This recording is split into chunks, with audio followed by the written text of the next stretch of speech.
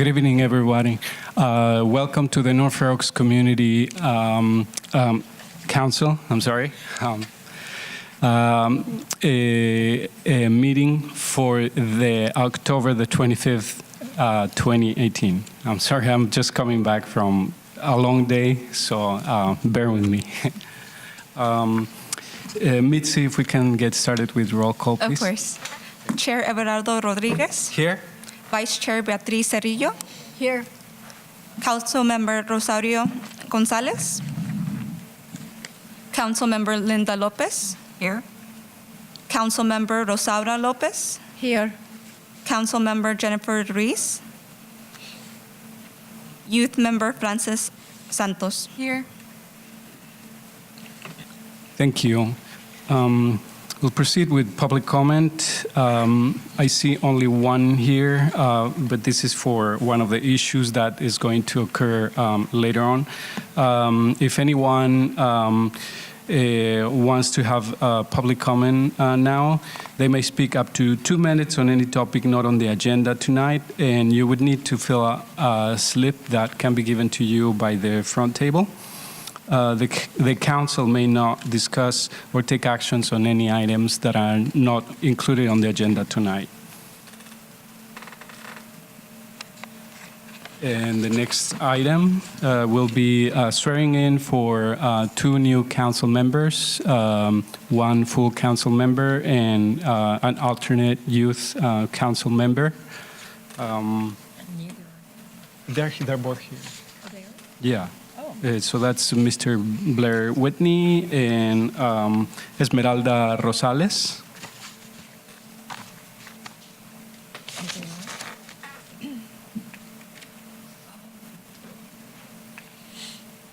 Good evening, council members, county staffs, member of the public. I'm Melissa Andrikopoulos. I'm a deputy county counsel, and I'm going to swear you guys in tonight. We'll do this one at a time, if that's okay. So first, we'll start with you, Esmeralda. Sound okay? So go ahead and raise your right hand and repeat after me. Repeat that. Yeah. Repeat after me. I state your name I, Esmeralda and your last name. Rosales, Do solemnly swear or affirm I solemnly swear and affirm that I will support that I will support and defend and defend the Constitution of the United the States Constitution of the United States and the Constitution of the State of California and the Constitution of the State of California against all enemies, against all enemies, foreign and domestic, foreign and domestic, that I will bear that I will bear true faith and allegiance, true faith truth, faith, and allegiance to the Constitution of the United States to the Constitution of the United States and the Constitution of the State of California, and the Constitution of the State of California, that I take this obligation freely that I take the obligation without any mental reservation without any or purpose of evasion, or purpose of evasion, and that I will well and that I will well and faithfully discharge and faithfully discharge the duties upon which the duties upon which I am about to enter. I am about to enter. Congratulations. Give me this. You can go ahead and All right.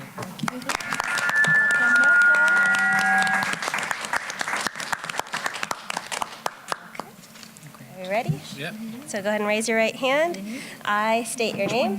I, Blair Whitney, Do solemnly swear or affirm do solemnly swear or affirm that I will support and defend that I will support and defend the Constitution of the United States the Constitution of the United States and the Constitution of the State of California and the Constitution of the State of California against all enemies, against all enemies, foreign and domestic, foreign and domestic, that I will bear true faith and allegiance that I will bear true faith and allegiance to the Constitution of the United States to the Constitution of the United States and the Constitution of the State of California, and the Constitution of the State of California, that I take this obligation freely that I take this obligation freely without any mental reservation without any mental reservation or purpose of evasion, or purpose of evasion, and that I will well and that I will well and faithfully discharge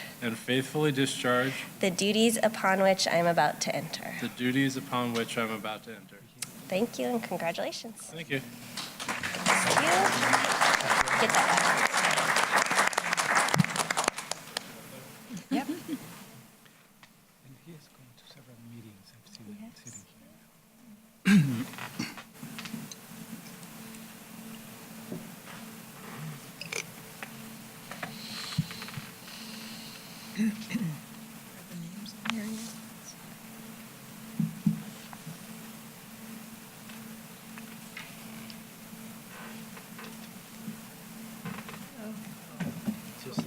I don't know. I can't see.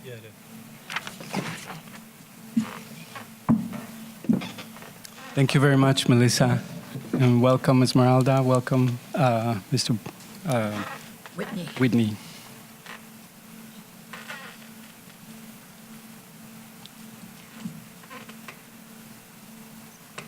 And next on the agenda, we'll have a presentation on a Multicultural Institute. This will be an update provided by Mr. Cesar Mesa Esfil from the Day Labor Program. He's the director.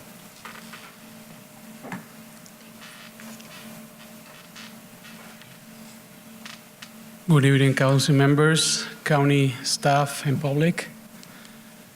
My name is Cesar Meses Bailey. I'm the Day Labor Program Director in North Rocks, and I represent the Multicultural Institute. The Multicultural Institute has been running the Day Labor Program from 2006 under contract with the San Mateo County. And we renewed the contract this year for 2 more years. And part of the new contract is report in a quarterly basis to the North Rock Council. So happy to be here. So the mission of the Multicultural Institute is we accompany immigrants in their transition from poverty and isolation to workforce participation and prosperity. The Day Labor Program goal is job matching services connecting employers with workers and to provide housing, educational, health, and legal services for the day labor community of North Rocks. The MI institutional strategies, we have 4 areas where we work. I'm going to read everything. You have it, and you have actually all the documents, and those documents include this presentation in a different format, and usually the format that we report to the county. We also have a meeting in a quarterly basis with the San Mateo County Committee. And also at the end, you have another package with the last 3 months of the current fiscal year. We don't going to talk about it in this presentation. We only going to talk about the last fiscal year, all the numbers, in order to let you know a little bit more, have a better idea and the whole picture of the program. So the first area is economic development, and we have programs like job placement assistance, day labor housing, and worker advocacy. In the vocational skill development, we have programs like general educational development, GED, business entrepreneurship, and computer basics. Under the learning opportunities, we have programs like mentoring for academic success, which is an after-school program, and the Youth Writing Festival, which is a summer program for kids. Under the immigration and health support, we have naturalization courses, health, and legal clinics. Let me tell you, we don't offer all these programs here in North Rocks, but we have 3 different sites. Our main office is in Berkeley. We also have programs in Richmond and here in North Rocks. This is a format that we usually report to the county, and this is a format that we're going to use in this meeting is also to report to you. As I said, this is a chart with all the services and numbers related to the 2017-2018 fiscal year. In the left side, you have all the months from July 2017 to June 2018. In the green area, you have in the first column, we talk about the day labor present on the street. The average last year, it was 24 day laborers. You have all the numbers month by month, but we're gonna focus in the last number, the total average numbers on the bottom of the chart. And day laborers contacted in a daily basis by MI staff, it was 100% of the people present on the street. So our program is an outreach program, so we spent 2 or 3 hours every morning on the streets, working, talking, educating, and offering services and referrals to the day laborers. That's mean on Middlefield Road, where Chavez Supermarket is, in front of the Sequoia Adult School, and also on Fifth Avenue, close to El Camino Real, where Chavez Supermarket is, and also Jack in the Box. In job matches, the total jobs offered to the day laborers last year, it was 231 jobs. And we follow up when we match employers with employees. We follow up with both parties in order to see their level of satisfaction. And from the employer's part, it was 98% of satisfaction. And unduplicated day labor registered in our program last fiscal year, it was 189 day laborers. In the yellow area is other people served. In that area, we have the unduplicated employers. Last year, it was 81 employers. We're going to have you later more information about who are those employers. And unduplicated other low income, that's mean non-day laborers, but low income people of Don Fair Oaks, it was 199 people, 95 people, sorry. And in the blue area, you have the direct services and referrals. In the first column, you have the legal services / referrals related with labor, immigration, and other cases. And last year, the number was 334 services referrals. Health cases, it was 486. In food bank snacks and meals, it was 6,966. Every day in the morning, we take snacks for the day laborers because they stand right there for many hours waiting for jobs. We try to help a little bit with those snacks. So that is a daily service that we offer. In a housing service, 6 people last year were living in the house that we have for the laborers, and the house is located in 533 Warrington Avenue, and also we have our office in that house. And right now, I have a good news. We are in the process to honor the house. We are buying the house with the help of the county. And workshops and trainings, we offered 11 workshops last year, and 141 people attend those workshops. Those workshops are being offered directly on the streets. In other cases, the number was 721 other services who are not the previous service that I mentioned. And the total number of services and referral last year, it was 8,720. So right now, we're going to have a breakdown of that chart related with the services and referrals. Maybe you can have a better idea about what kind of service we are offering. So my coworker, Gregoire Valadier, he's going to talk to you about it.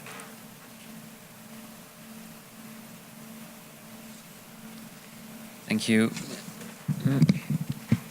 Good evening. My name is Grégoire Valadier. I work for Multicultural Institute.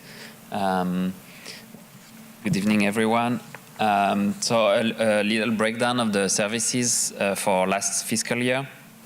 In the legal area, I will just highlight some of the activities. One of the biggest one is informing people about their rights.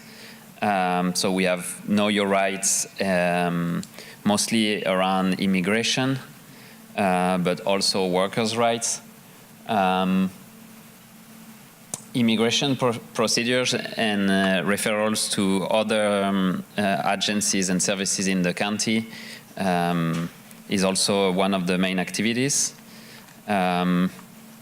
Community legal services in East Palo Alto, Catholic Charities, and the International Institute being the main organization who help with immigration and for those referrals. We help also day laborers with cases with police, traffic tickets, criminal cases. And maybe also to highlight one very important activity that we do is help with wage theft. It's a very common situation, and we have different ways to help the workers with wage claim. So calls to employers, small claims, referral to other organizations are different ways we can help the workers. The second part is medical or health. One of the main activities is prevention around sexual. How do you say that? STD. English is not my first language. Sorry. STDs. Yeah. STDs. And also we do referrals for the workers to apply for ACE and medical. And then some specific cases when some of them need specific follow-up or help on medical issues. And then in the category other, a lot of services we provide is to help with donations that we receive, and we have different opportunities to give to the workers. So a lot of those services are about donations, bikes given through the office of the sheriff, clothes and food, but also I want to highlight some services that we have to help people find long-term jobs. We have a partnership with VRS and South Bay Recycling. And you might also notice some information and helping the workers to relate with the office of Karen, the program from the sheriff. Right. So now a little bit more, a few numbers to help you understand who are the workers and who are the employers. So about the day laborers, those numbers are based on the 189 day laborers that we registered last year in our program. So in terms of age, most of them, 33%, are between 40 and 49 years old. The second biggest group, or actually the two second biggest groups, are 50 and plus, and between 30 and 39. Less than 30-year-old is only 13% of the day laborers. In terms of country of origin, 45% are from Mexico, 42% Guatemala, and the rest El Salvador and mostly other countries from Central America. And the city of residence of the day laborers in North Fair Oaks, 85% of them live in Redwood City and North Fair Oaks. And then a few of them come from other cities, including Menlo Park and East Palo Alto, but the vast majority live in Redwood City and North Fair Oaks. And now for the employers. So based on the 81 employers that used our services last year, a little more than half, 55%, live in Redwood City. And then the rest are, of course, cities near Redwood City, starting with Menlo Park, and then Foster City, Palo Alto, San Carlos, all the way to Belmont and San Mateo.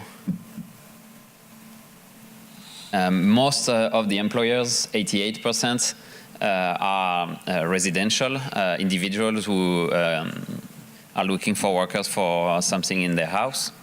a very small percentage, 8% are small businesses or contractors, and 4% are other nonprofits in the area.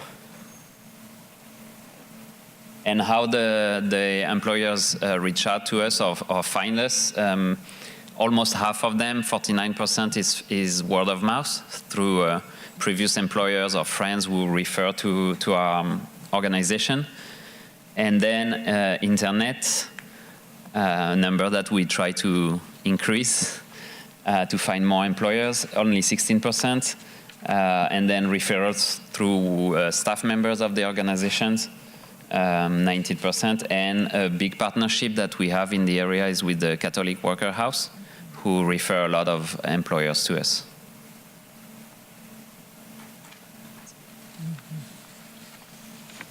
This is the fun part, some pictures, when you can see the activities and events. So in the past, we have people standing with this sign on the street trying to, get the interest from potential employers. Then our partnership with South Bay Recycling, with the Vocational Rehabilitation Service of the San Mateo County, and that's part of the job placement assistance. It's not only for the day laborers, but also for other members of the community. And we are still looking and helping people that to want to apply for that job. So you know somebody who wants to apply for the recycling job, send us to our way. Job placement assistant also, somebody working in a house. And the housing, people who are living in the Warrington house. And community involvement, that was Punkin BOA, that the former San Mateo County board member, Rose Jacob Gibsons, did in the past. We collaborate with that. And also every year we participate in the North Fair Oaks cleanup with day labor volunteers. That was a selfie this year. And also, we in partnership with other nonprofit and clinics, we have been offering health services to the day laborers. That was in a park.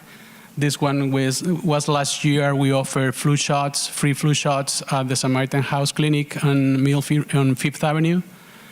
We participate in the last census, and we are ready, Emma, to work with you for the next census also.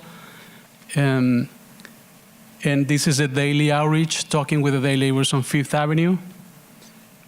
Workshops that was offered by Catholic Charities, that was about immigration. This was AV-60 driver's license offered by Caron program. And this was Community Legal Services Palo Alto talking about tenant rights. Bicyclist distribution. This is in partnership with Caron and Samtrans.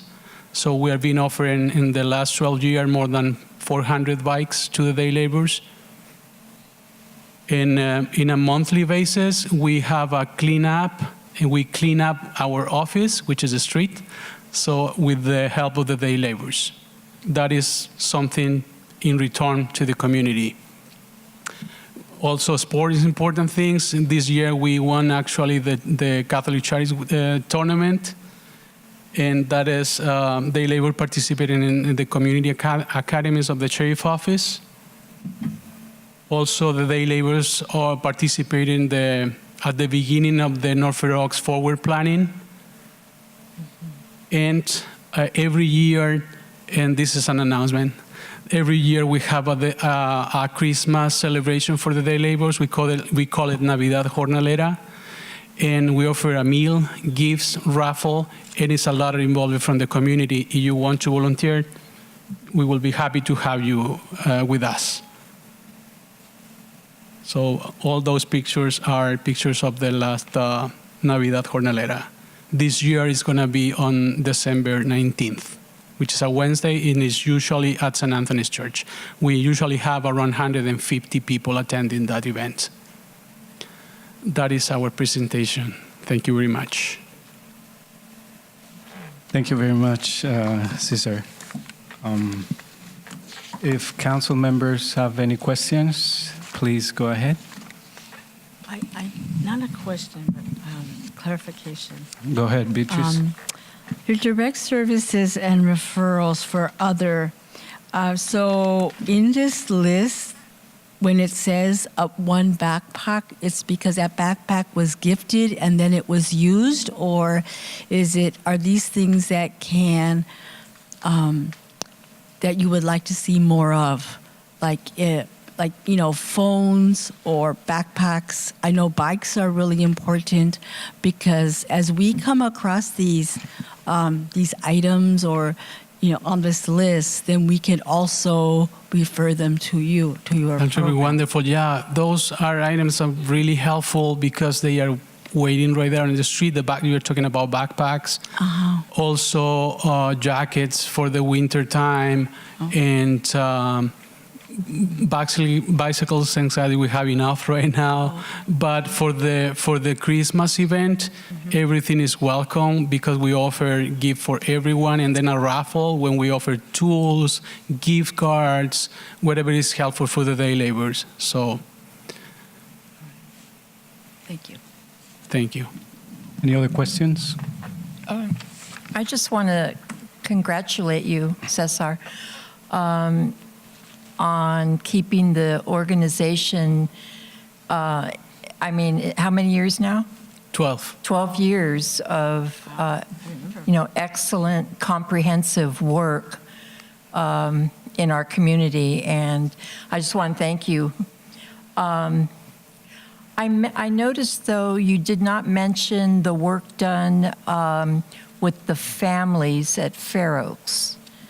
Yeah, see, I didn't mention it because it's not part of the day labor program, but happy to share it But with they're you. connected to the day laborers. Yeah, in some way. Let me tell you. Okay. So, Can you just very briefly? of course. Okay, So thank in the last 2 years, in partnership with the Fair Oaks Community School, we offer a program called Mentoring for Academic Success, which is an after-school program. It's a mentoring program, and we offer STEAM activities, science, technology, engineering, arts, and mathematics. And also we offer the last 2 years summer programs for the kids. It was a 5 weeks program, Monday to Friday. And also based in a STEAM activity, we call it Youth Writing Festival because it was a lot of writing. At the end, we had an anthology with all their writing works. And this year we are not running that program, Linda, because it was a lack of resources, and it's really difficult to find funds for that kind of programs. But we're going to push and try to reestablish that program again. But one more time, it's not part of the contract that we have with the county, so it's only for the day labor, the day labor program. But we are planning to implement new services for the whole community. We are in the process to do that. Okay, thank you. Thank you very much. Thanks you. Actually, there's another question from the chair. Rosaura. Thank you. Quick. Yeah. And I have a question, but also I have a comment about this program. For me, the job you are doing is so wonderful. Thank you very much for all of you do for the community, especially for the immigrants. When they come to this country, it's not easy. To be part of this community, of this country, the language, everything has changed. Thank you very much for helping them to, be connected with the community. That's a wonderful job you do. Thanks. But I have also a question about the GED. You provide in English or in Spanish also the GED classes? We are not been providing yet here the GED classes, but we have it in Berkeley and also in Richmond, and it's in Spanish. Right Are you there. planning to have it here in Fair Oaks? We have the plans, but the only thing that I see, it was like there are some organizations already offering, but I don't know if they're covering all the needs. I'm talking about the Sequoia Adult School. But I would like to have your feedback about that. If you think still a need for the community, we will be more than happy to put all the pieces together and offer that program for the community. And also, I want to I have another question. Are you planning to have mental health classes also? We don't have classes, but we offer workshops on the street Oh, for the workshop day for them. laborers, like stress management and that kind of things that is being offered for my coworkers. So let me also tell you, so we are two staff, full-time staff members and one part-time member, which is a Stanford student. So he's with us 3 times per week. Okay. So- Can you give us a little bit more information about the Christmas for jornaleros? Of course. The time and the date, when it's going to Yeah, be? the date is going to be December 19th. It's a Wednesday, and it's usually from 12 to 2 p.m. So we already start organizing everything, collecting donation and stuff like that. And also, you're interested in being a volunteer, we will be very happy to have you there. And then we're also going to send you by email Okay. the information in writing. Okay. Yeah. Thank you very much. Thanks to you. Yeah. Thank you very much. Thank you. Thank you. If there's any public comment on this, I don't see any. So we'll move on to the California Highway Patrol update presentation by Officer Art Montiel.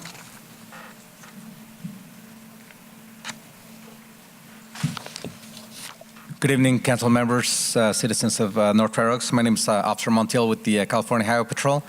I've been a public information officer for the California Highway Patrol for the last 8 years. I've been with the CHP for 11 years, and I've been an integral part of the community here. We don't have too much to share as of the last 3 months. Thankfully, we didn't have any major incidents in North Fair Oaks. We did have a couple pedestrian safety enforcement operations. One was just south of North Fair Oaks in Atherton, but the other one was actually on 8/27, which is August 27th, on Middlefield, and that actually resulted of 51 citations and 15 verbal warnings. Not only that, the public was able to see that they need to stop at intersections for pedestrians. And also for the pedestrians, they were able to see that the department is interested on their well-being. So, in addition to that, we had other public, education programs. One was on September 19th at Costco. We went to provide some information to the workers at Costco, which is in North Fair Oaks, or in Redwood City. And the last one was on October 10th. We did the Walk to School program at Taft School. So, and that was actually kind of fun with the Safe Kids and the Bicycle Coalition as well. So, other than that, we don't really have much information. If you're familiar with the Highway Patrol, do you guys have any questions about what we do or what we cover, what area we cover? I'll be happy to cover that for you. Thank you very much. If council members have any questions? No, thank you. But can you remind us now what you cover? Yeah, so And what the sheriff, so if there's an issue, do they call Highway Patrol or do they call the sheriff? that's always a good question. So the difference between the Highway Patrol, the sheriff, and the city police would be that, I don't know if you guys are familiar with the Thomas Guide. Now you're dating yourselves? No? You better say no, because then you'll be dating yourselves. So basically, the Thomas Guide is the paper version of GPS, right, of maps. Right. So basically, if you look at a Thomas Guide, the cities and the counties are separated by color. So Redwood City would be like in white. So anything that's in white would be covered by the Redwood City Police Department. That includes vehicle violations, penal code violations such as robbery, domestic violence, things like that. Anything that's unincorporated county, so the entire San Mateo County that goes all the way from Daly City or South San Francisco down to East Palo Alto, the sheriff will have jurisdiction for penal code violations on anything that's unincorporated San Mateo County. And the CHP will basically handle all the freeways in addition to handle the vehicle violations that happen within unincorporated San Mateo County. So if right here on Middlefield, if there was to be a crash, most likely the sheriff will show up because they are usually in the area. They will see that happen within unincorporated San Mateo County. They will stabilize the scene, and then they will call the Highway Patrol to do an investigation. If there was they stop somebody for a red light violation or for whatever reason, and this person is under the influence, they will basically detain them and then call the CHP for an investigation. But other than that, I am the community resource officer for the entire area. We cover from Millbrae down to Sunnyvale on Highway 101. On 280, we cover from State Route 35, which is Skyline, all the way down to Foothill. We cover parts of State Route 85, 237. On Highway 1, we cover from Devil's Slide all the way down to Santa Cruz County line. On 92, we cover from Cloudwater in Hayward all the way to the coast. And 35, which is Skyline, we cover from 92 all the way to the State Route 9, which is down by Los Gatos. So for that area, we normally, on a good day, will have about 14 officers that handle anything that happens in those areas, not including the unincorporated areas, which is North Fair Oaks and all that. And I am the public information officer for that area, as well as the community resource officer. So if you don't see too much on my plate, that's because I'm all over the place. But in all, it's about 550 square miles that we cover, and that includes approximately 300 miles of arterial highways. So, I got yes. I saw a flyer for aging driver class coming up for San Mateo County residents, and that's Highway Patrol doing that? That is correct. So we partner with the supervisor, the Board of Supervisors office, Mr. Wormslagen, and they help us a lot with putting on these classes. The classes are put on by the senior volunteers, and they are scheduled throughout San Mateo County. The last one that we had for 2018 was in Half Moon Bay, and the next one coming up is going to be on January 22nd in, I believe it's Burlingame. But if you follow us on Twitter or Facebook, you can always find those there. And I had a second question. El Camino Real, I think, is like a state highway.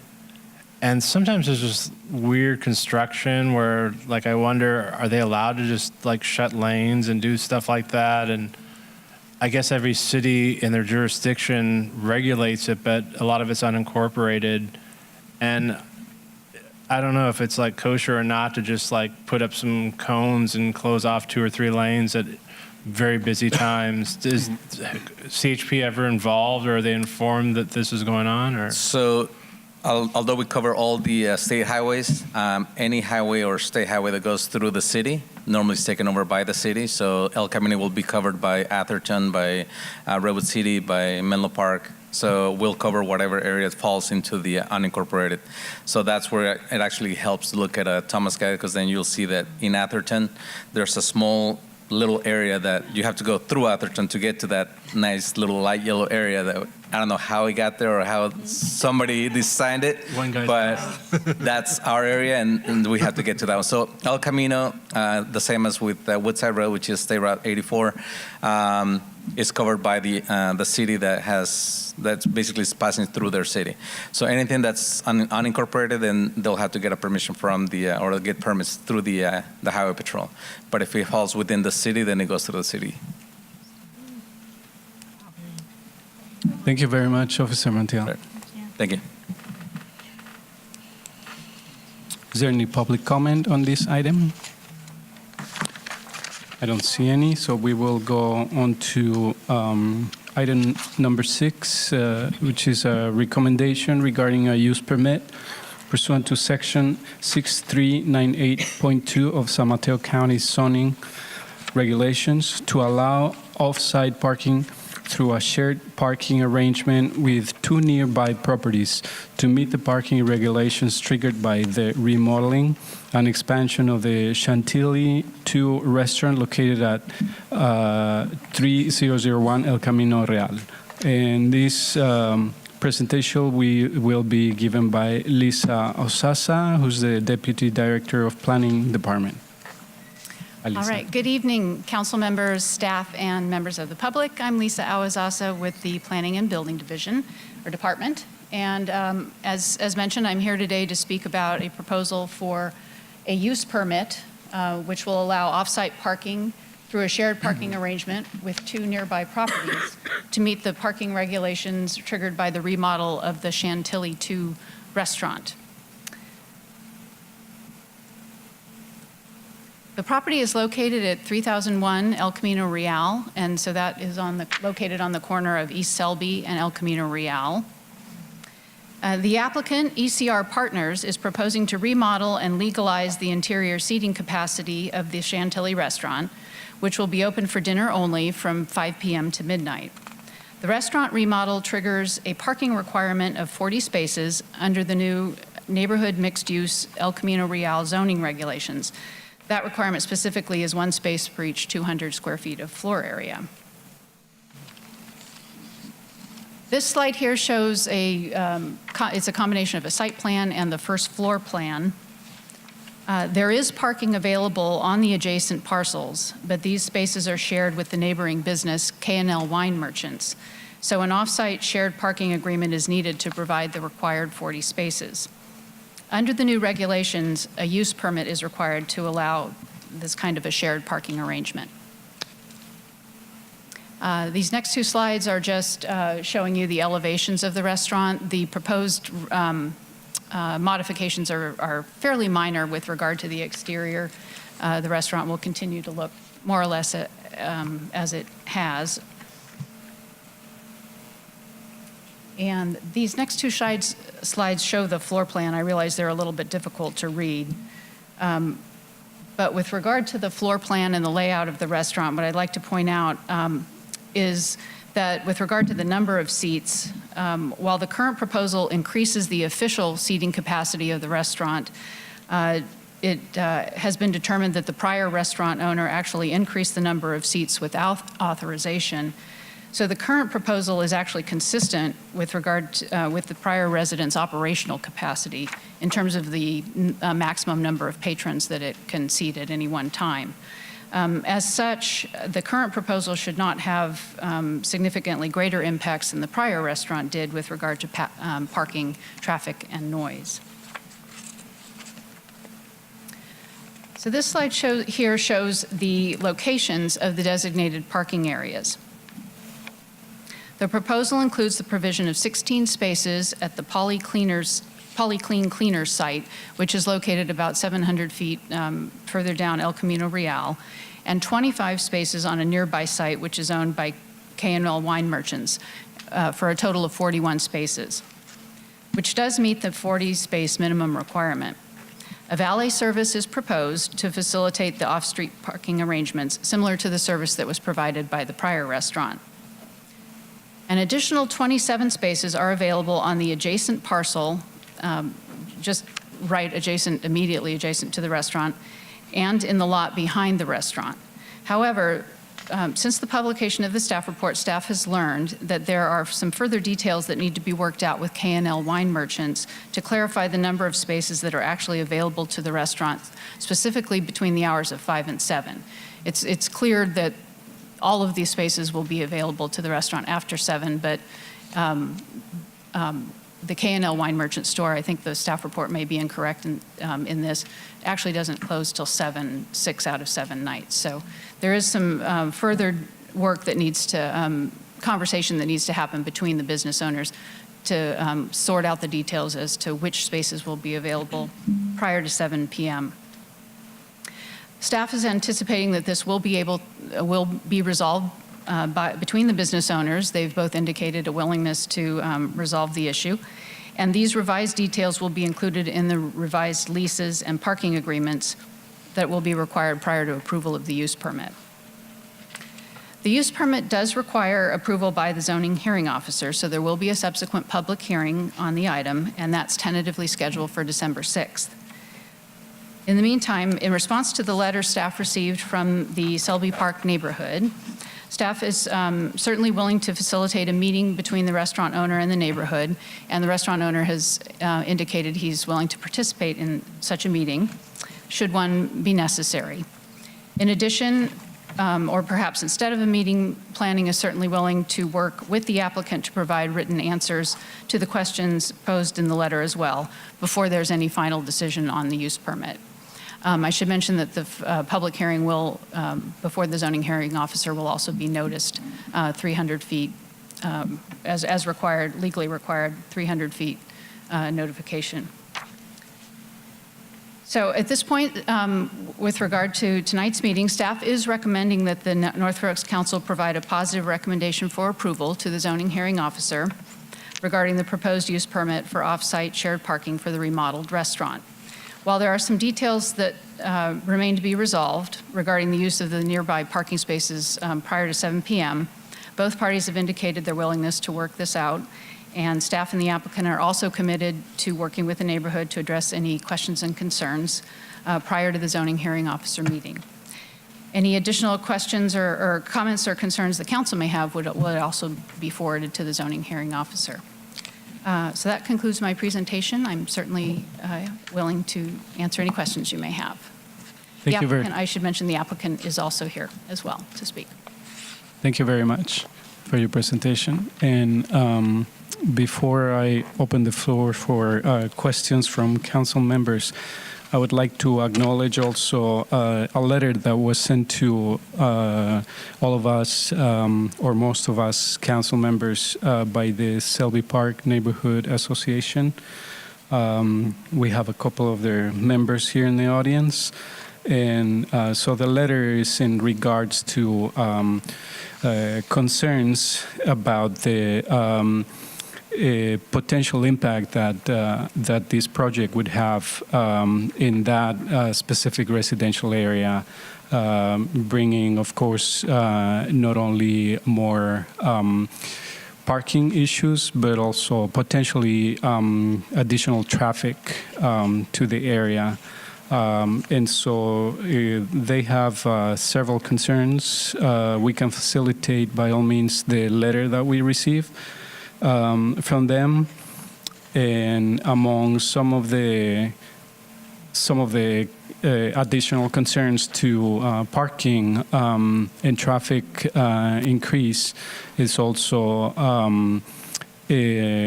that related to noise, increasing noise, by also in regards to the behavior of that this business could bring from potential customers, and as well as physical in regards to the lighting, perhaps increase luminosity due to the additional lighting that the facility may have. So again, the council could forward this letter to anyone interested. Thank you. And if council members have any questions, please go ahead.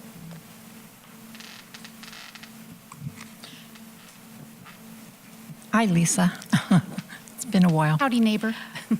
I guess in light of the outstanding issues and outstanding need to further discuss with KNL, I'm actually surprised that you're asking us to proceed with this. I think over the last, actually it's been over the last year, we have mentioned, and we've never gotten a commitment from planning about establishing a pre-development process where there's dialogue with the neighborhood, affected neighborhood, for new projects. And I always go back to the senior housing, the Sunrise senior housing, as an example of a new project wanting to come into North Fair Oaks, and that is a substantial project, the housing at the corner of El Camino and East Selby Lane.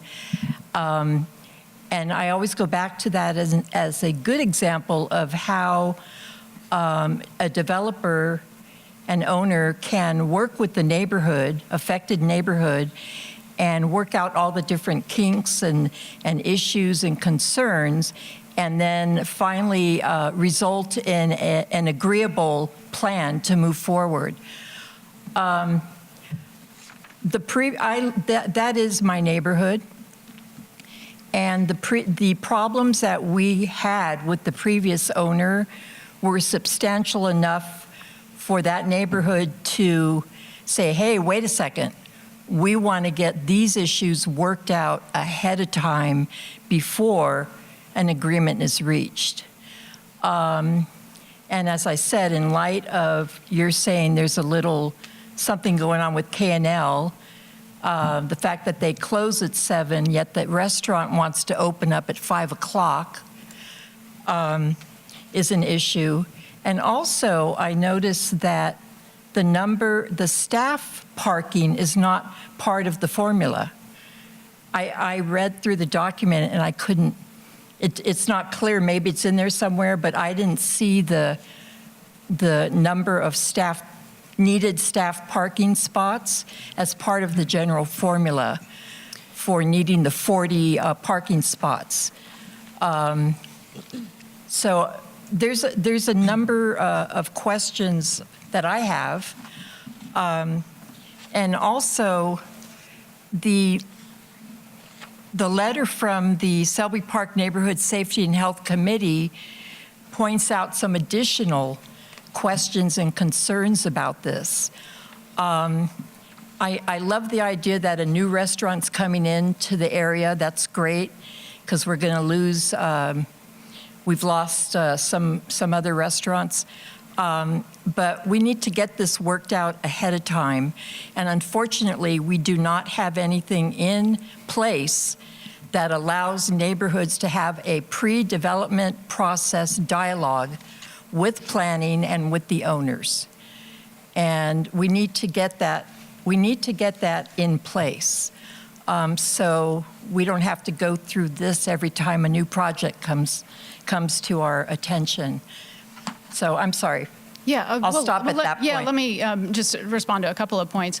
The Sunrise project was a much larger project, and it did fall under the major development pre-application requirements that we do have in our zoning ordinance. This project, which is fairly much more minor in scope than that, does not fall into that category. So we don't, you're correct, we don't really have anything in our regulations that requires a pre-application conversation or meeting with the neighborhood. So in lieu of that, we do bring these a use permit, in this case, to your council for your input and to facilitate involvement by the neighborhood. Mm-hmm. We're certainly willing, at least speaking for staff now, not necessarily the applicant, we're certainly willing to come if there are some issues that still need to be resolved. We feel confident that they could be resolved satisfactorily before the zoning hearing officer meeting. But if the council would like to see this back again with all the I's dotted and T's crossed, we're happy to do that. I'm assuming you have a meeting at the end of November, and that would, timing-wise, would work out. And thank you for agreeing to help facilitate a meeting of all the stakeholders on this particular project. That's great. Thank you so much for that. Yes, and I'll let the applicant speak for himself, but he's certainly willing to work with the neighborhood too. He's excited about moving in and wants to be a good neighbor. So. Any other questions from council members? Go ahead, Blair. I'm new, so I just heard about the Sunrise project. That's going to be significant. Is there anywhere in North Fair Oaks that has permit neighborhood parking yet? A residential parking permit program? To my knowledge, no, there is not, although it's my understanding that Public Works has been working on a program. They seem to yeah. So Public Works has a project in the burner that is coming up, and that's precisely they're thinking about this specific area, as a test bed to implement such a thing. But so far, there's none in North Fair Oaks. So that's what came to mind. I've seen permit parking mitigate impacts like Palo Alto or downtown San Jose around the college. And this is one of the more stable residential neighborhoods where it might make sense.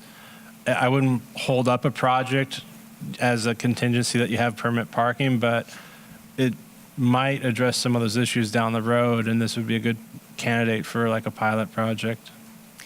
I don't know. Yeah, and that has been brought up with regard to this neighborhood previously, and I know there are some challenges for the county in terms of not necessarily having like a traffic and parking department that is available to administer that kind of a program. But I believe, as I mentioned, Public Works has moved forward with trying to design a program that can be used, that can be implemented in areas of North Fair Oaks. I'm just not completely sure where they're at in their progress on that. Any other questions from council members? And Lisa, did you mention that there is a meeting potentially with the community members from that residential area that is planned or to be planned? As indicated in the letter, the neighborhood was asking for planning to facilitate a meeting. I'm just mentioning that we're willing to do that. We haven't said anything yet. I see. Okay. Yeah. Great. Any other questions? Actually, I did have a question. Were you going to pursue the parking at Planned Parenthood? Because the other, is that also something that's going to be? Let the applicant speak to that. I mean, it was their, this proposal is theirs in terms of where the parking spaces are located. There's a parking lot closer, than Polyclean. True. I don't know why that might not have been pursued or available. And can you, I'm sorry, the question about the staff parking. The requirements do not, the requirement is just to. For the patrons? Well, it doesn't specify. Oh, the school. It's just a general requirement, one space per 200 square feet. It doesn't break it down into employees, patrons. It's just a general requirement. The presumption is that will account for staff as well, but. And that's something that we're going to need to think about because Chantilly's employees would usually park on East Selby on both sides of the street. But once the Sunrise Senior Housing starts construction and completes, there will not be any parking there. So we may need to add that to the thinking when you're thinking about parking, potential parking spaces. So no, that's a good point. Thank you, Lisa. Thank you, Lisa. And we have public comment for this item.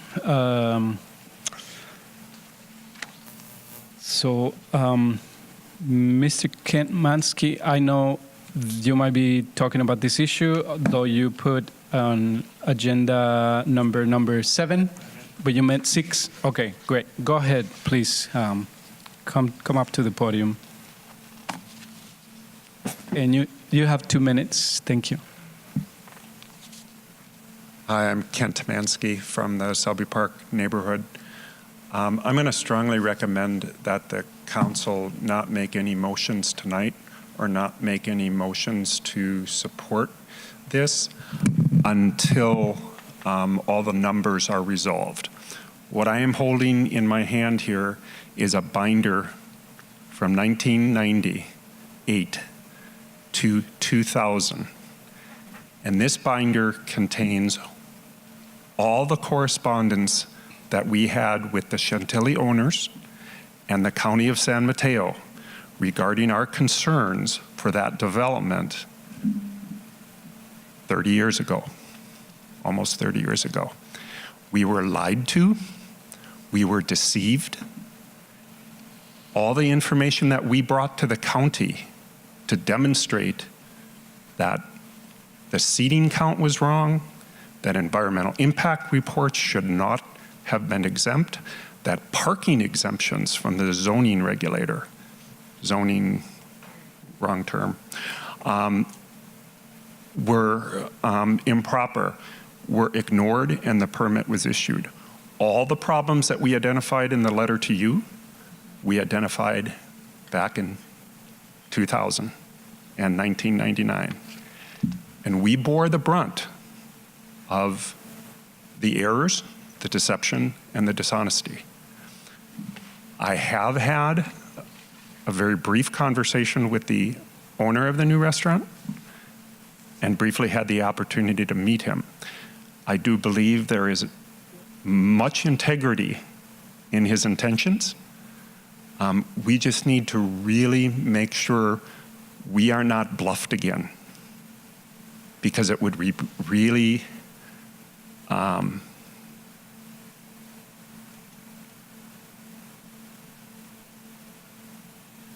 it would really harm our relationships with the county if this was allowed to go through and the problems continued. I'll leave it at that. Thank you. Thank you very much, Mr. Mansky. And we have another public comment by Ms. Leticia Gonzalez.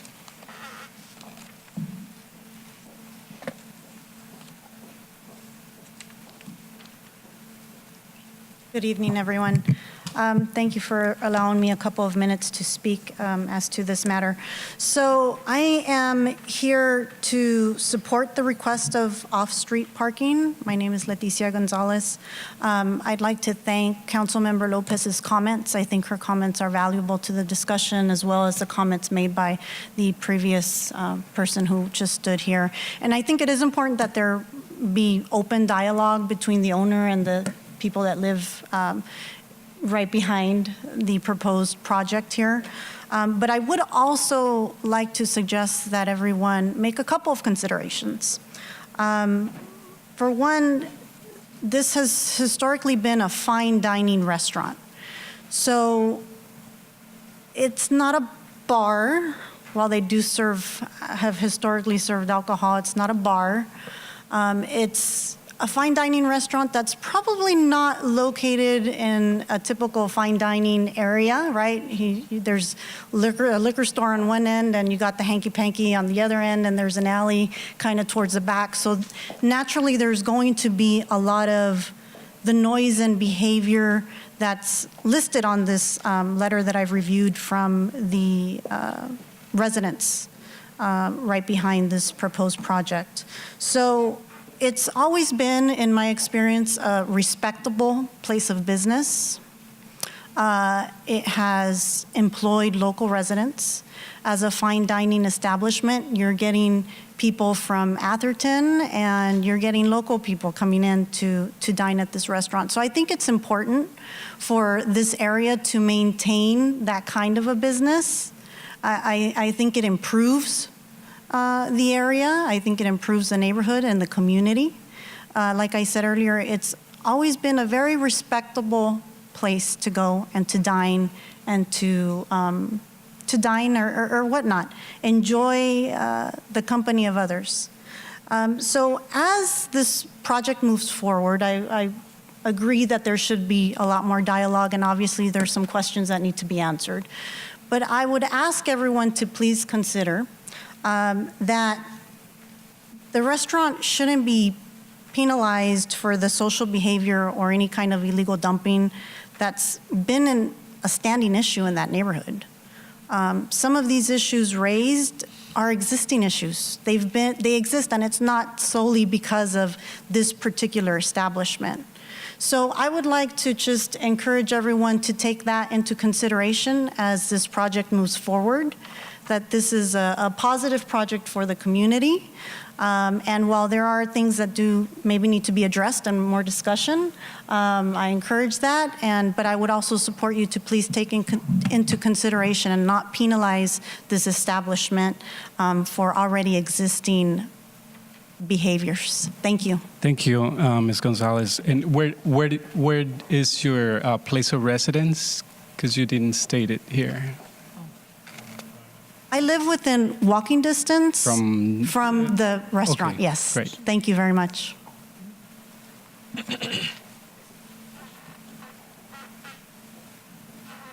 And next public comment, Mr. Tim Stannard.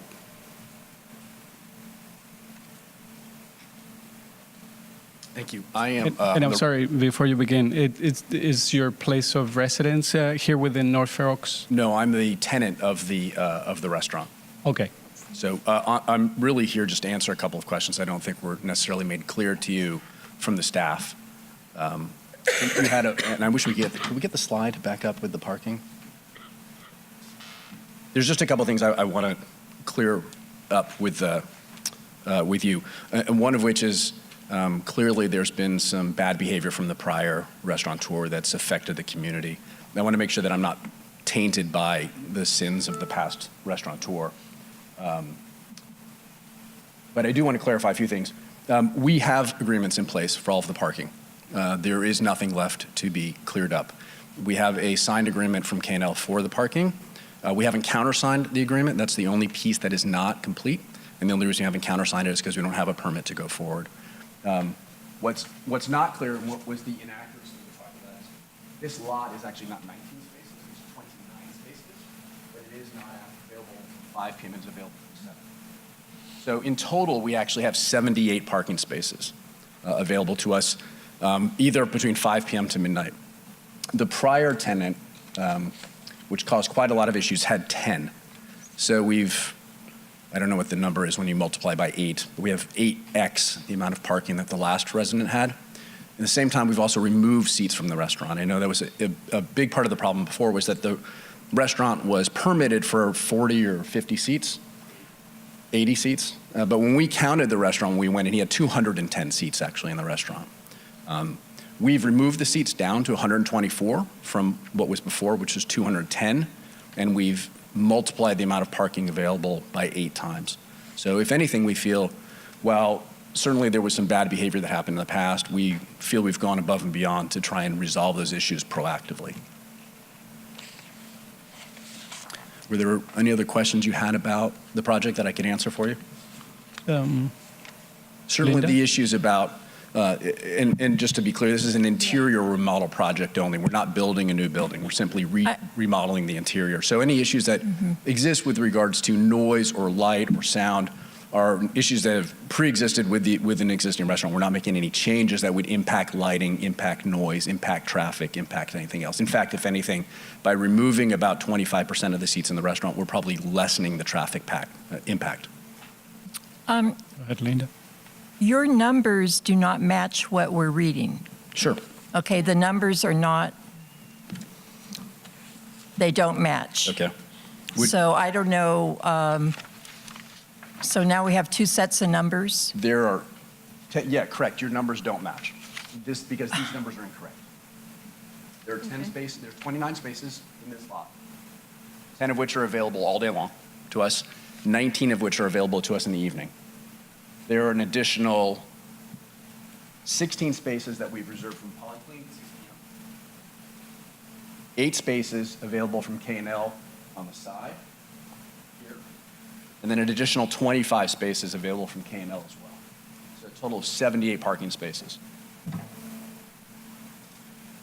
One other question I had was in regards to actually a question that Councilmember Lopez made.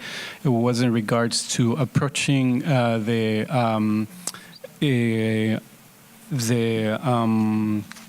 Planned Parenthood We did. location because they have a large parking We lot. did. In fact, that was the first place, that was preferable to us, obviously, because it's the closest and they have quite a large lot that's relatively unused. We spent about 6 months contacting Planned Parenthood. We went all the way to the CEO.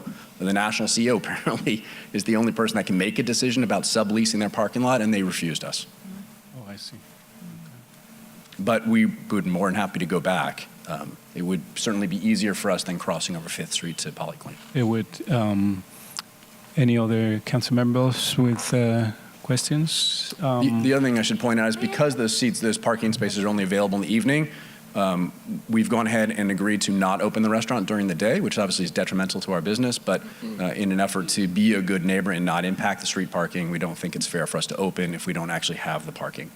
In addition to even further lightening the parking, we've agreed to have a permanent valet service so we can tandem park. So we'll take the cars off the street. They won't be parking on the street. We'll have, I think the requirement for the parking space per 200 requires us to have 40 spaces. We actually have close to 80 spaces, and we have a valet. So I think we've significantly gone above and beyond what the requirements call for. Go ahead, Rosaura, if you have questions.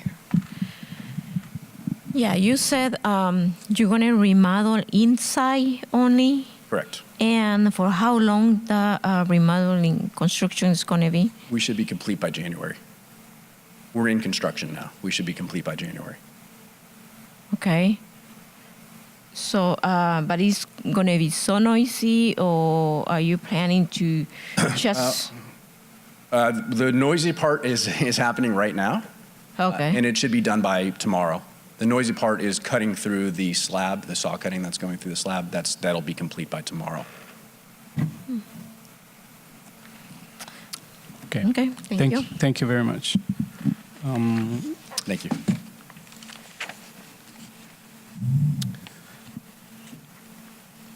So we're through with public comment, and we have a a council action on this item. So if council members feel like they've had enough information to make a decision, I will entertain a motion. Okay. I motion that the council continue this item until next month for action. I'm more concerned about the numbers not jiving with what we were just presented with. We have a document that has numbers that are not identical to what we just heard from the owner. And in light of some outstanding issues that need to be worked out with the affected neighborhood, Selby Park neighborhood, my motion is to not approve the recommendation for the off-site parking for 3001 El Camino Real. Melissa, does that sound like a solid I was just going to ask motion? for a clarification whether the motion was to continue or to recommend that the permit not be approved. The motion is to recommend that the permit not be approved. So therefore, it would be continued? Oh, okay. I see what you're saying. Okay. They would have to reapply. If the council as a whole voted to not approve the permit, that recommendation would move forward to the zoning hearing officer who would make the final decision, but it Okay. would not come back to your council. Okay. If you simply, if the council agrees to continue the item to November, then the item will return to you in November before it goes to the zoning hearing officer. I will then go back to my original language, and that was a motion to continue this matter to November. Yeah. Okay. Thank you, Melissa. So I have a motion to continue this item on the recommendation regarding the use permit pursuant section 6398.2 of San Mateo County zoning regulation to allow off-site parking through a shared parking arrangement with two nearby properties to meet the parking regulations triggered by remodeling and expansion of Chantilly 2 restaurant located at 3001 El Camino Real, to be continued at the North Fair Oaks Community Council meeting next month on November 29th, the same place here. Do I have a second for that motion?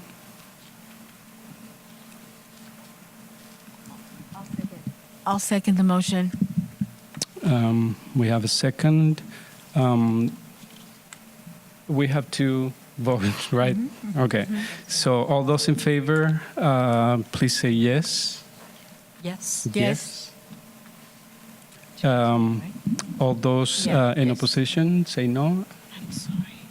I feel like I'm too Okay, so motion far away from me. carries That's fine. Okay. to continue this item for next month at the November 29th meeting. Thank you. I would like to make a second motion that the planning department initiate and facilitate the dialogue between, I need my glasses, ECR partners and the Selby Park Neighborhood Safety and Health Committee in order to address the affected neighborhood's health and safety concerns. Melissa, does that sound like a motion that we can take, or should it be a recommendation? Or Yeah, I think it would be a recommendation, but that's fine. Yeah. okay, so duly noted. Thank you again, and we'll move on to item number 7 for this evening, which is a recommendation regarding an off-street parking exception pursuant to Section 6117 of San Mateo County's zoning regulation to allow one covered parking space and one uncovered parking space located in the front yard setback located at 3340 Spring Street in Redwood City. And we'll have this presentation provided by Olivia Bu, planner from San Mateo County. Hello. Hi, good evening. My name is Olivia Bu, the project planner for the proposed off-street parking exception.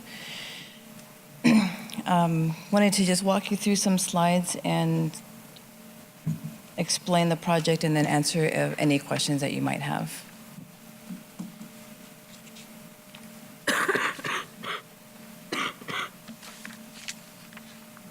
This is a vicinity map. The yellow location is showing, calling out the property of 3340 Spring Street. It is located between 10th and 11th Avenue. So the proposal consists of an addition remodel.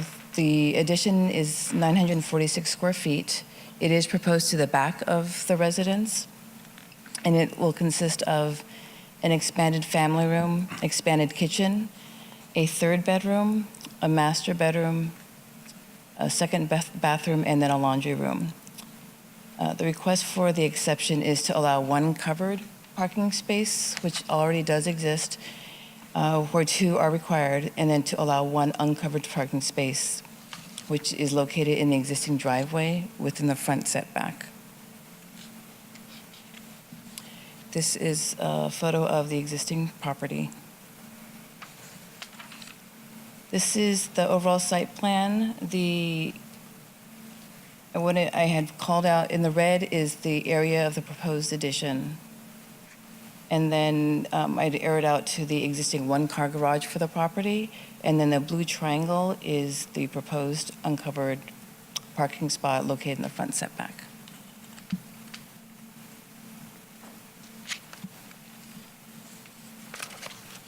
This is the existing floor plan on the left side. And again, the existing garage is on the left front corner. And then on the right is the proposed floor plan. I called out in the red the expanded family room, and then with the expanded kitchen, along with the proposed addition.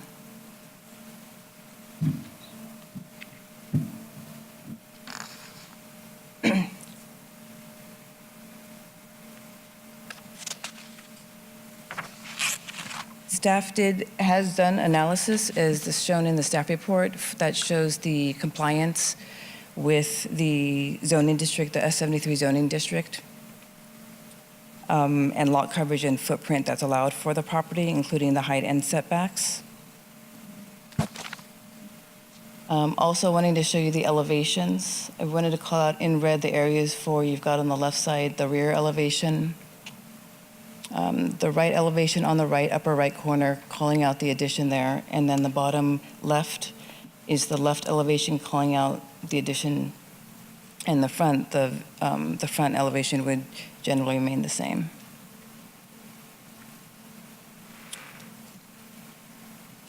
The constraints, the applicant is requesting the off-street parking exception due to the constraints of the property. Right now, the existing house has 5-foot setbacks, and for two reasons. One is that there was, as we look at the off-street parking exceptions, although there would be space in the rear yard to do a detached garage, because of the existing 5-foot setbacks, there is no way to, from a practical standpoint, to provide a driveway to the back of the house for a detached garage. And also, look, I'm going to go back to the floor plan. Given the layout, it would also be trying to add the second covered parking space to create a two-car garage would be a significant, substantial change to the floor plan.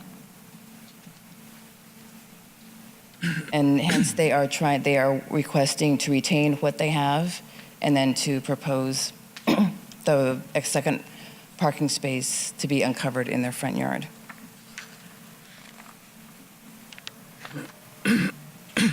Staff it asks that the council consider the project, and for the off-street parking exception.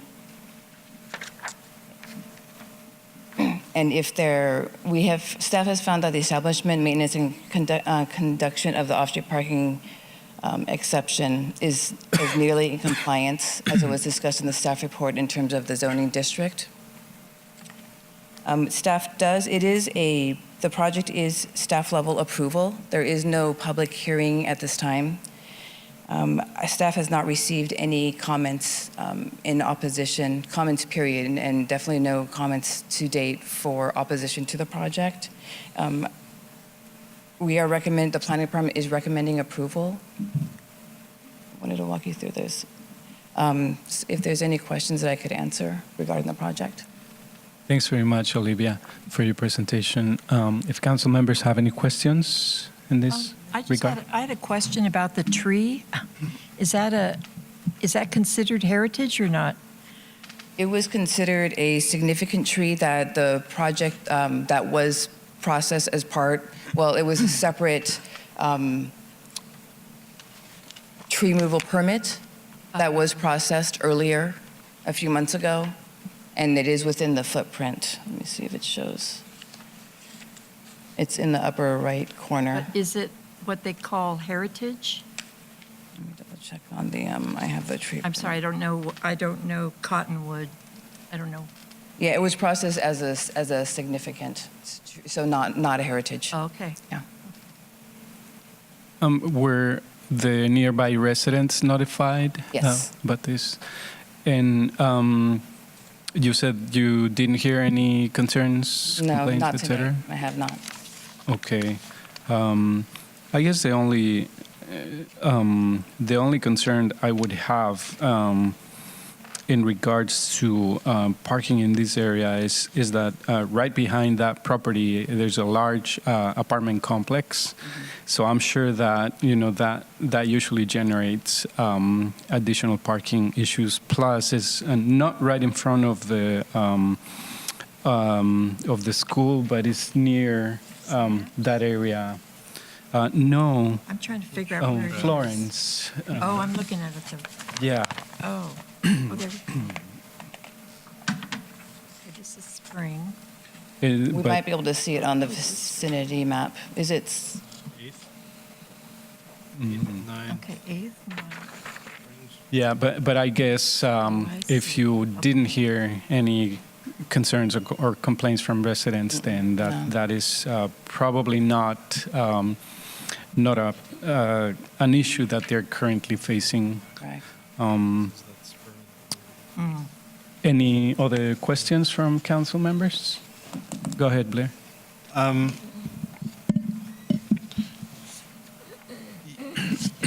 If someone was gonna run like a Airbnb and rent out a bunch of bedrooms, would they tell you, or Hopefully. and then they pay like a transit occupancy tax? I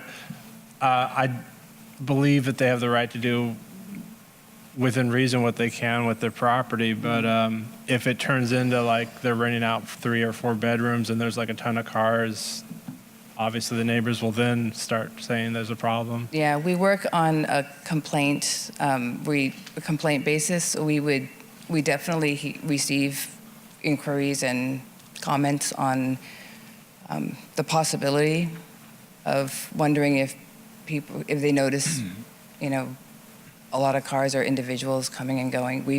Our office has definitely received inquiries of that, or whether they suspect. Through the chair, just course. in case this is a helpful clarification, short-term rentals or Airbnb type of uses are not currently permitted in this area of the unincorporated county. So I think that's what Olivia is referring to, is if complaints were received, code compliance could investigate, and it wouldn't be considered a permitted use. Okay. Thank you. I think that's it. And is there any public comment on this issue? I don't see any. In that case, we need to have a council action on this permit exception, and I will entertain a motion from any council members. Yeah. That is my first one. Okay. I move to recommend to staff that we have no objection and that we support their approval if granted. Does that sound okay, That Elisa? sounds great. Thank you. Okay. So is there a second for this motion?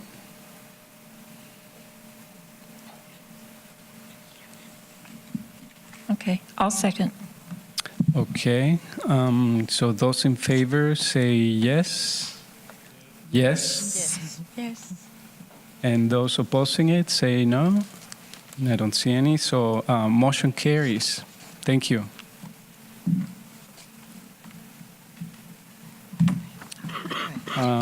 Next, we'll have a presentation on the Middlefield Road Junction. And this presentation will be provided by Heather Peters, a Senior Housing and Community Development Policy Analyst.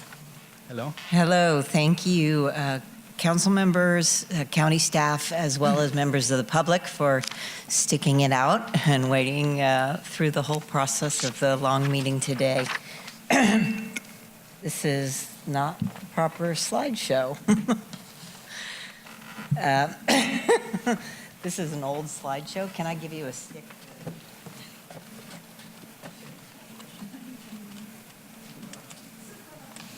We don't have any information about that. No.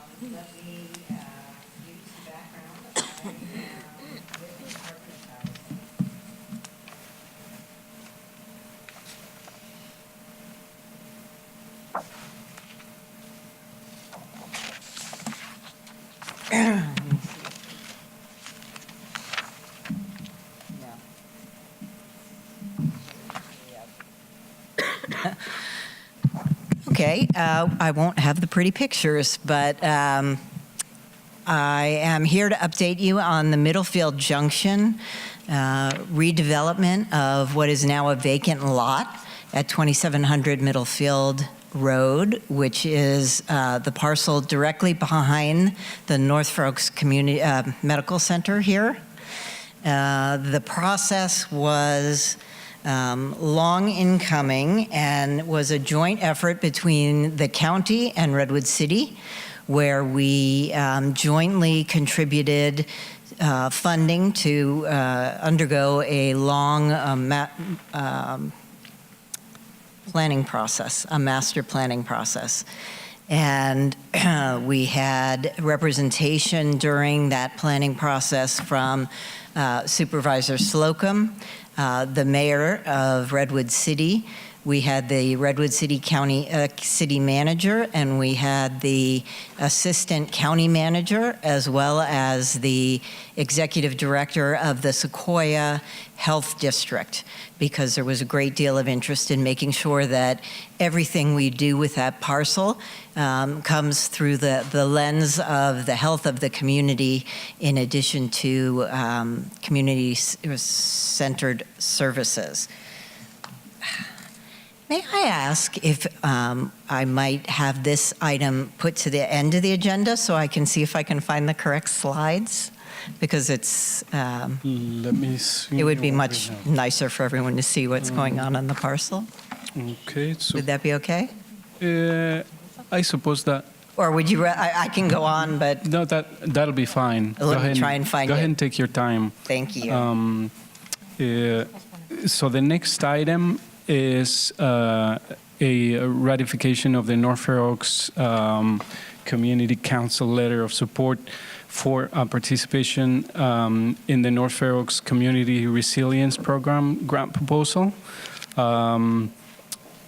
However, Council Melissa, I intended to bring the letter, but I had such a busy day, I didn't bring it with me. Do you have one copy? I do. I assumed everyone had it, but I'll give it to you. If I can borrow it, I could read it. Okay, thank you. And then I apologize. I made printouts to provide to each council member, but I forgot them. Oh, okay. All right. Yeah, I will pass it around and keep on passing it on. Anyway, so essentially, we need council action on this letter of support that I wrote. So let me backtrack a little bit to tell you the background of this letter. So again, this is in regards of the Community Resilience Program grant proposal that we had with the Stanford University Urban Systems. They approached me first, and I thought that, you know, based on the Brown rules, that I couldn't talk to each individual. So I talked to Linda, and we concur that this would be a great opportunity for a few organizations based here in North Fair Oaks to participate and collaborate, and hopefully with the end goal of maybe helping the Stanford Urban Systems to further study the effects, the potential effects of sea level rise here in North Fair Oaks. So with the end goal of maybe, in addition to spurring collaboration between the organizations here, to potentially have scientific information that could be the end result of a safety, community safety implementation program, or at least, at the very least, to have scientifically proven information for the community to be aware, to raise awareness and be educated about these potential issues by sea level rise.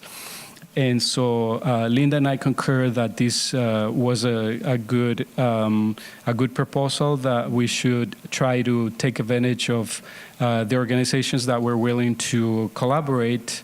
And so I drafted the letter. But it turns out that I learned after I had drafted the letter and submitted it together with the proposal package, I learned that I was supposed to get approval officially by the council here at one of the public meetings. And so in lieu of not knowing this requirement, I bring the letter today for council approval and support. And I can read the letter. I'll try to go quickly on that. And the letter is addressed to Mr. Marcus Griswold, who's the Community Resilience Grants Program, spurred by the San Mateo County Office of Sustainability. And I wrote the letter on behalf of the Stanford Urban Systems and the other organizations here in North Fair Oaks, which includes the Siena Youth Center, El Concilio de San Mateo, and in North Fair Oaks Council.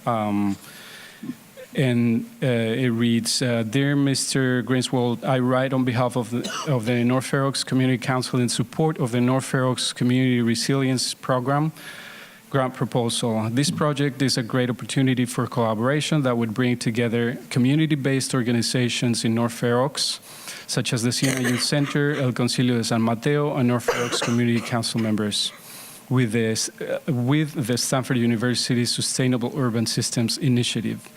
The funds from the Community Resilience Grant proposal could support our community's need to learn about local vulnerabilities and risks, particularly as they pertain to property damage, business and public transit disruption and displacement, by integrating scientific knowledge and evidence-informed decision-making tools into the North Fair Oaks Community Resilience Program.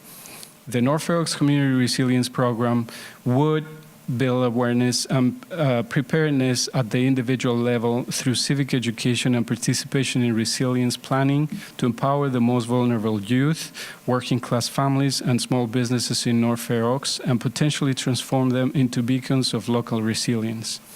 This could ultimately benefit existing county safety programs such as the Community Emergency Response Teams, or CERT. The North Fair Oaks Community Council strongly supports this grant application for a project that would promote and support community education and preparedness against future natural disasters related to sea level rising. Your consideration to our North Fair Oaks Community Resilience grant proposal will be very much appreciated. We look forward to working with the Community Resilience Grant proposal to eliminate safety disparities in our community and to achieve equity during these environmentally challenging times. Sincerely, signed by myself, and that is the letter. So, are there any questions from council members in this regard? And you all remember the presentation that we had from the Stanford Urban Systems last what was September 27 council meeting. I just want to say that I think it's a great opportunity for North Fair Oaks to work with the Stanford Project in highlighting disaster preparedness and what we need to be doing and what we're not doing. So I think it's a great opportunity. I support this, and the fact that we were able to get Siena Youth Center El Concilio of San Mateo County.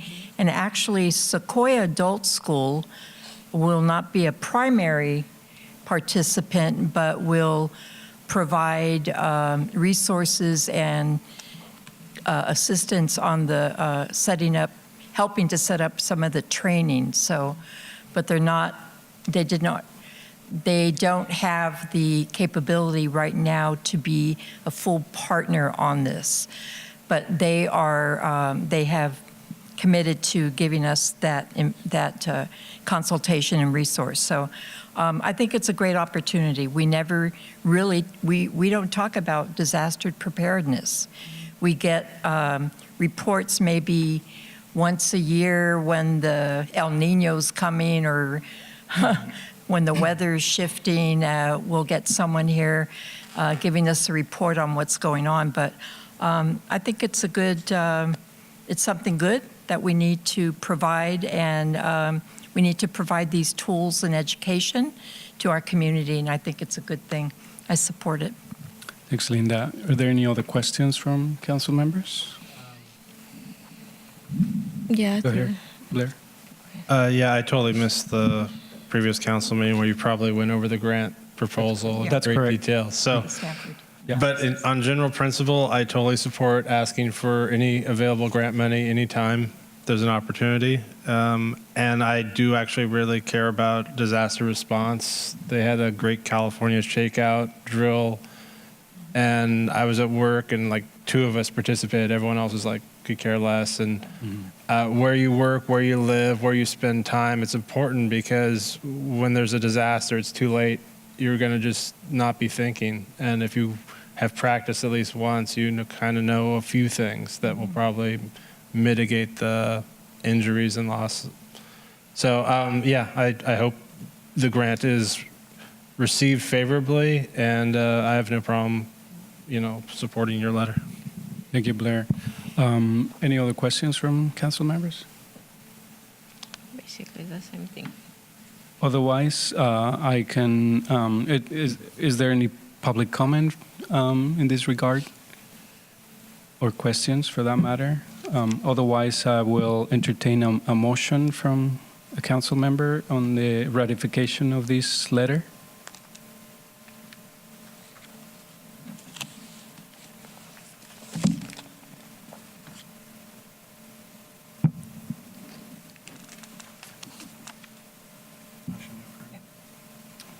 I approve.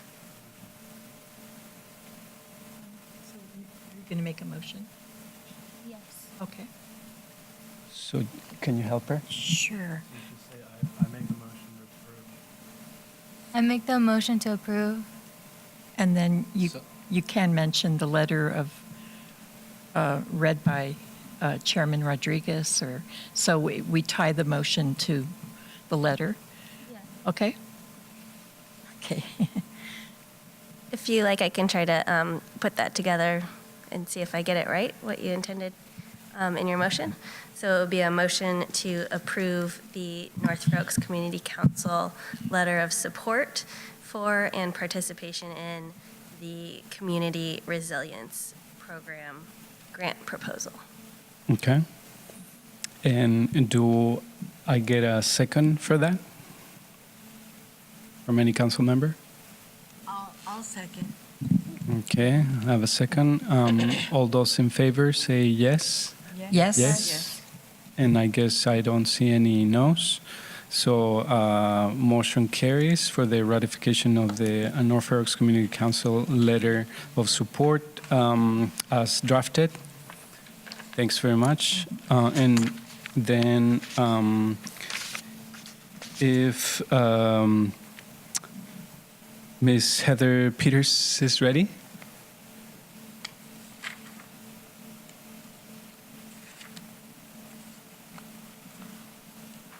Yes, thank you for the indulgence. I apologize for the mix-up with the slides. It was on my office's behalf and not county staff or the other county staff. Quite all right. I would like to suggest that we put this motion, this item off so that I can come back with the slides and we can have a full and robust conversation about it, because we are now moving into the portion of the project where we have put an RFP out to engage a developer. We're right now in the middle of that process. We've received 4 proposals, and we will be interviewing the different development candidates in mid-November, and then we will move through the process to select a candidate. So if we did put it off, I could bring back even more information, or at the council's preference, I'm happy to talk without the slides. Melissa, do we need to have a recommendation for these?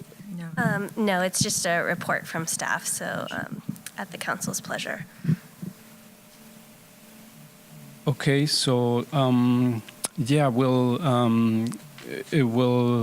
continue this item during the next council meeting on November 29th. Not sure that that's the best date, since we're still going to be in the middle of the review process. Oh, I see. But at council's preference. If we could go to one further meeting, then I'll have even more to report, because we will have selected the developer, and I'll be able to talk about some of the details of their proposal. Oh, I see. Yeah, because we usually don't meet in December, so that will carry over to till December. Till end of I'm sorry, end of January. Yeah, we are planning to go to the Board of Supervisors in January with a proposal of the developer. So that would be ideal. We could talk about all the details of the proposal.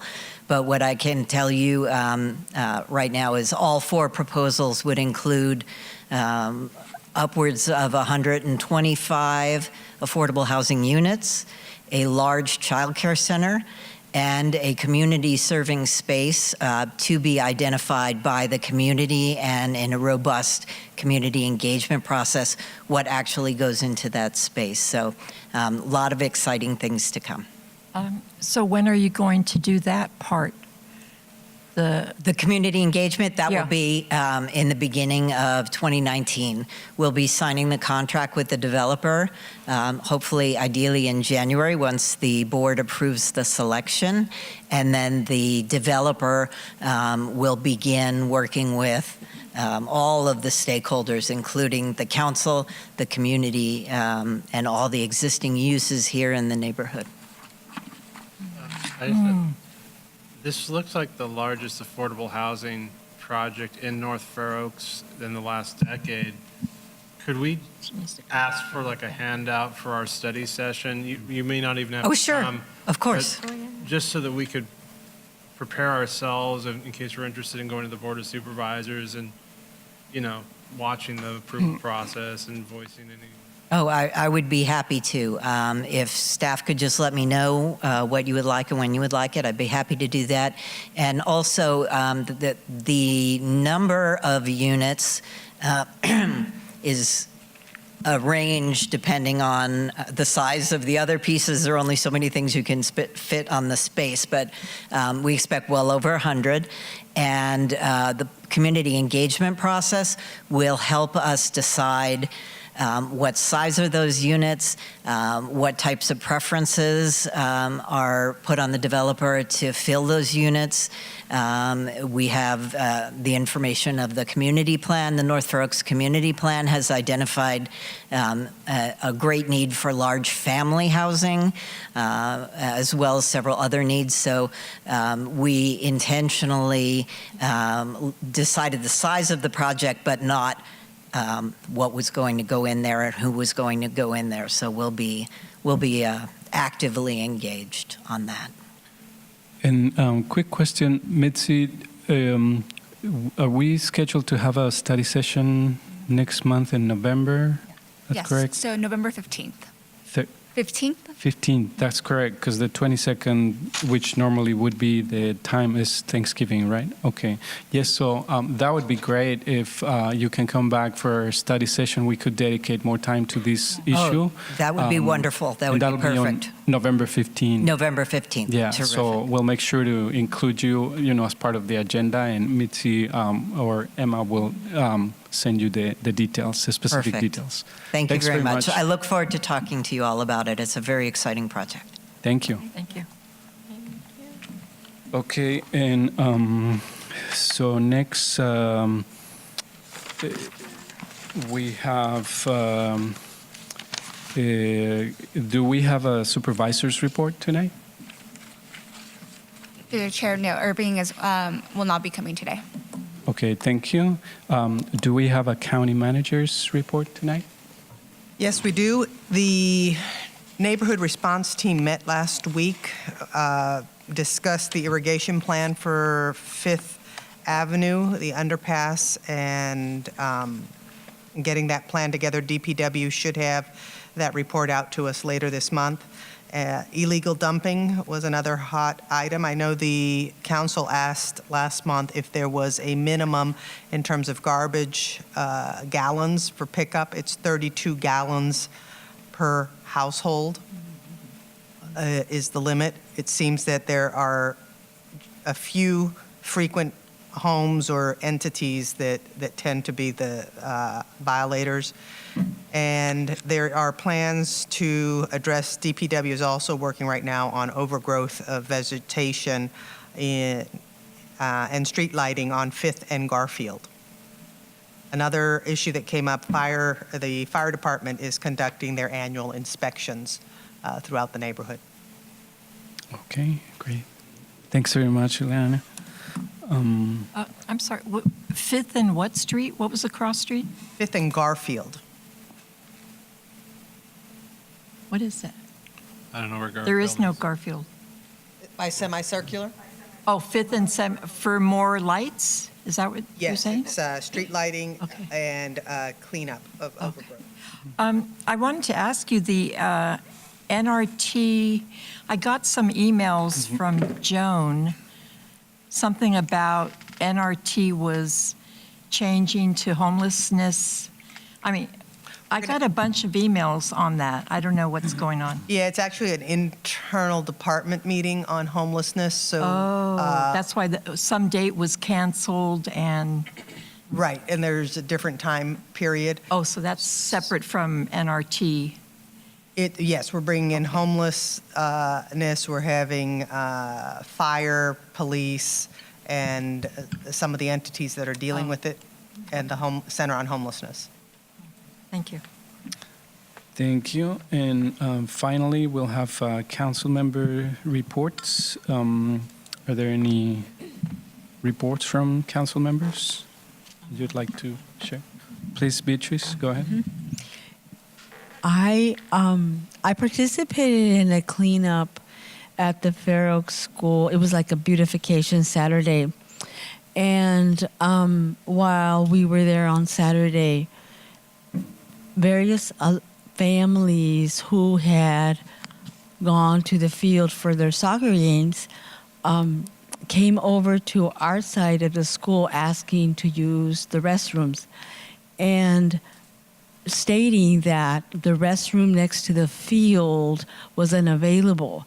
So I would like for us to investigate, is that bathroom that should be available on Saturdays for the families that use the field all day Saturdays for the games, is in use, and the state or the condition of that space.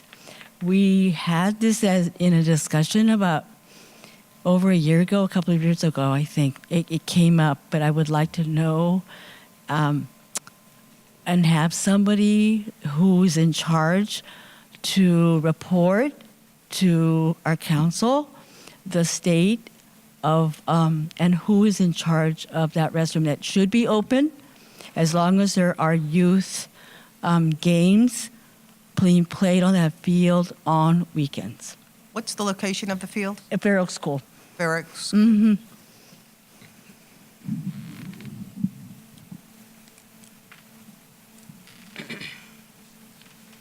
Any other Yeah, I issues, wanted Linda? to, I wanted to bring something up regarding the reinstatement of the Middlefield Road Festival. And I don't know if it could be a study I don't know about a study session, but I was going to suggest that we haven't done this for a while, that the council set up an ad hoc committee of people who are interested in kind of putting your heads together and thinking about having the Middlefield Road Festival again. And I'm thinking a summer of 2019. And it would be a committee of a couple of council, but also open it up to any others from the community that want to get involved in planning. And I think the last time that the councils had an ad hoc committee was when we set up the illegal dumping ordinance, and that was years ago. So it's something that we can do, and I think we need to do it. We haven't had the festival now for, what, two summers? I think it's been 2 summers. And people still talk about it. It's amazing. People still talk about the festival. So I think I'm suggesting that it's time to look at it again. But I would also suggest that we set up an ad hoc planning committee with the purpose of planning and recommending to the council what a festival would look like in the summer of 2019. I have a question. Go ahead, Beatrice. Is the Middlefield construction starting next summer? We're supposed to start, I believe it was estimated spring next year. Okay. But we can Like, still start recall. the committee. Parking lot, Or maybe even the parking lot where smaller the mural area. is. I mean, Yeah. further, Oh, sure. yeah, further north. For this, okay. Further north, Mhm. because the construction's going to start like right between 5th and what? 2nd Avenue? That's the beginning stage, correct? Oh, they're going to start north and not south. Okay. Well, you So know, it sounds. I think it's still a good idea. It sounds like we can dedicate some time at the next study session to, we can all think about it and then Okay. bring some ideas and perhaps, then we can dedicate a little bit of time during the study session. Through the chair. Talk about it. Yes. Yeah, so in regards to the study session, it's actually really packed right now, especially because we have the training, the Brown Act training and so on. So even in regards to Heather Peters, the information she was going to provide, we're cutting it short on time. So Okay. just a reminder. Yeah. All right. Sounds good. Yeah. Well, the training's going to be what, 1 hour? We have a 2-hour Right, so- session. Right, but we have 3 items on here. Okay. Oh, what's the third item? I'm sorry. The recommendation by the chair, it's mental health issues. Oh. Okay. Okay. Well, you think about that. Yeah. Let us communicate about that and see what's going to work best with what we already have.